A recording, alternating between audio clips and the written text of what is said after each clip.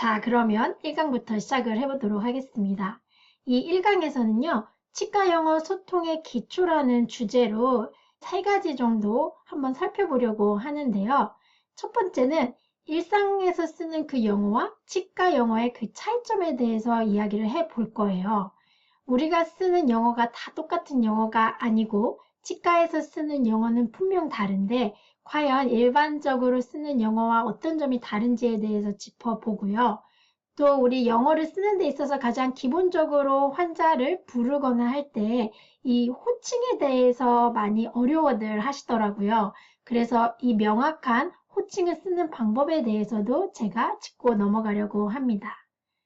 그리고 이제 마지막으로요, 이 외국인 환자와 왜 의사소통을 잘해야지 되는지에 대해서 그 중요성을 한번 이야기를 해보도록 하겠습니다.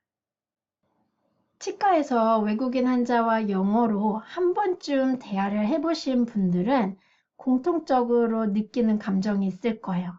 첫 번째는 일단은 외국인 환자가 오늘 온다? 그날 아침부터 굉장히 불안하고 긴장이 됩니다.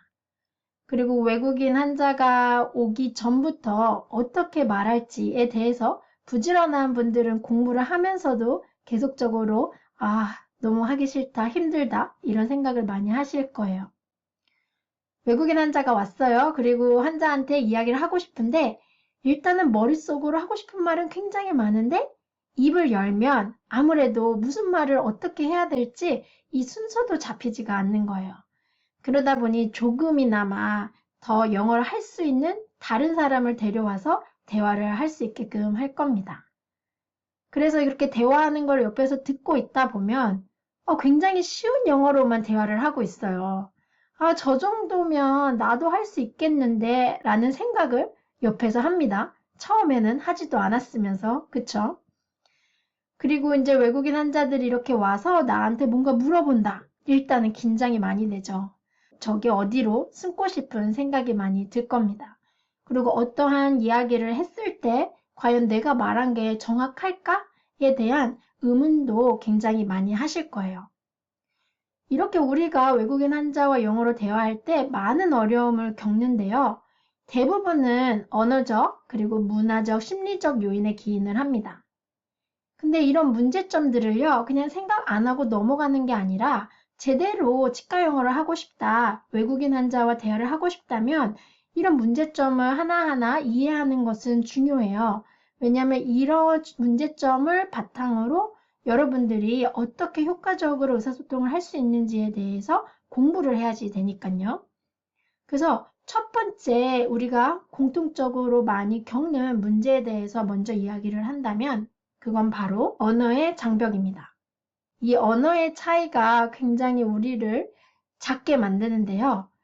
의료 및 치과 용어에 대한 영어 지식이 부족할 수도 있고 일상 대화에서 사용되는 영어와 전문적인 영어 사이의 그 차이를 이해하기가 어려워서 교재에서 배웠던 용어들을 이렇게 쓰면서 대화하는 경우도 있어요.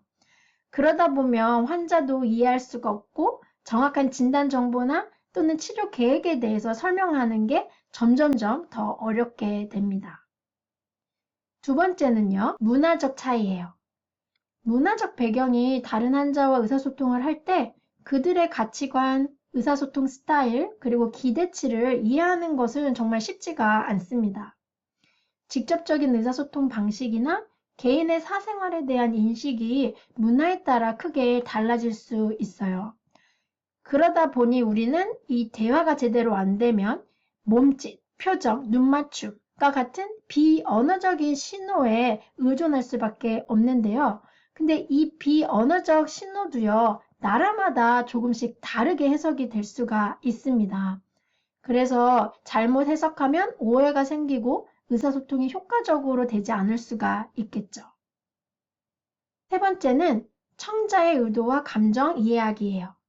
환자가 자신의 감정이나 의도를 정확히 표현하지 못하거나 치과 전문가가 그런 신호를 올바르게 해석하지 못하는 경우가 있는데요. 그러다 보면은 당연히 오해를 초래할 테고 또 환자의 필요를 제대로 충족시키지 못하게 할 수 있으니까 환자의 만족도도 떨어질 수밖에 없을 겁니다. 따라서 문화적 차이와 그리고 비언어적 그 신호에 대해서 우리가 이해를 하는 것은 청자의 의도를 그리고 그 감정을 이해하는데 굉장한 도움이 될 수가 있어요. 다음으로 치과에서 외국인 환자와 영어로 대화할 때 우리가 겪는 어려움 중에 하나는요, 바로 자신감 부족입니다. 언어 능력이 부족하다 보니까 의사소통을 더욱 어렵게 만들어요. 그래서 의료 상황에서 정확하고 명확한 그 의사소통이 필수적인 경우에 더 큰 문제가 될 수 있거든요.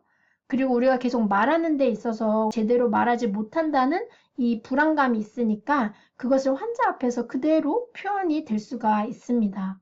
그러면 이 환자는 전문가를 믿고 전문가가 있기를 원해서 이 치과에 왔는데 이 하는 행동이나 말이나 하는 것에 있어서는 이 전문성이 떨어진다고 생각을 하니까 저절로 환자의 신뢰가 저하될 수밖에 없어요. 그래서 결과적으로는요, 신뢰 구축에 어려움을 겪을 수밖에 없습니다. 언어적 한계 그리고 문화적 차이는 환자와의 신뢰 관계를 구축하는 데 있어서 큰 장애물이 될 수 있는데요. 치과 종사자가 환자의 불안이나 우려를 충분히 공감하지 못한다고 느낀다면 당연히 이 모든 것들이 치료 과정에서 부정적인 영향을 끼칠 수밖에 없습니다. 이러한 어려움을 극복하기 위해서는요, 어떻게 해야 될까요? 가장 쉬워요. 미리미리 대비하고 공부하고 연습하면 됩니다. 하지만 그렇게 하기까지가 굉장히 힘들죠.